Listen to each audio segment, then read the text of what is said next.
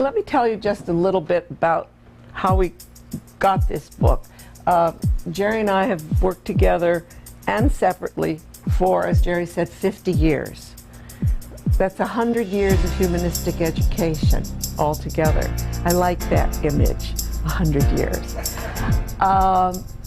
And I was a teacher when we met, and Jerry was a student at the University of Chicago, a graduate student. And we were drawn together by our ideas of how education should be.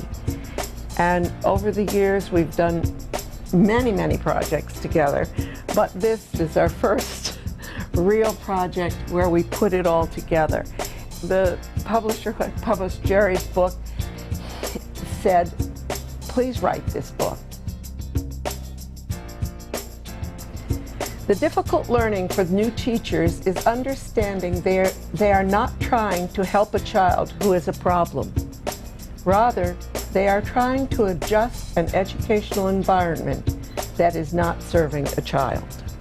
And that is the essence of what humanistic education is. It's about serving the child.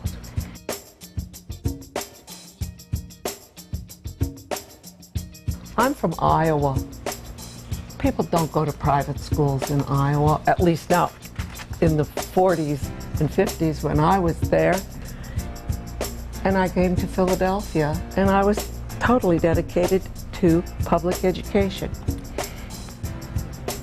Here is a letter in the book. We write letters to Dylan in almost every chapter. Dylan is our grandson, and this is for him, this book. It's for many other people, but it's for him. So this is the first letter, maybe the first letter to Dylan. And it says, Dear Dylan, your mother Rachel was an ideal kindergarten student. She loved school, loved her teacher, cleaned the brushes after painting, sat in circle and listened attentively to other children, and talked excitedly to Gran and me each day about what happened.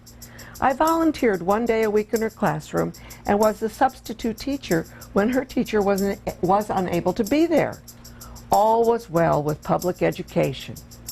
When your mother went to first grade, everything changed. She was in seats in rows rather than at tables, and she had to sit still most of the day. It wasn't so hard to get her to school each morning, but I nearly had to drag her there after lunch. She just didn't want to go back. One day I asked her why, and she said the most interesting thing. School doesn't make sense. I wanted to learn the word yellow today, but the teacher said I had to learn the word red. I didn't want to learn red. She had a very good reason to learn yellow. Her best friend had trouble saying that word, and she wanted to be able to teach her how to read it. After a week or so of this sad, difficult time, I went to the teacher to discuss what was going on for Rachel and how Gran and I could be helpful to her. The teacher said something that changed me forever. Don't worry, Mrs. Allender, she'll get used to it. I responded, yes, you are absolutely right. She will get used to it. We all got used to it. And Dylan, dear, it was at that moment that I was clear that this was not the way Rachel would be educated. Fortunately, an alternative humanistic program was being formed in an empty North Philadelphia school building. We signed Rachel up to be one of the students at the Paxson Parkway Public School. Within a month, I became one of the teachers with an agreement that your Aunt Simone, who was then 2.5 years old, could attend unofficially. And within 4 months, we were closed by the school district for political reasons. But the parents decided to continue the program on their own, and we called the new school Project Learn, which means living experiences about reality now.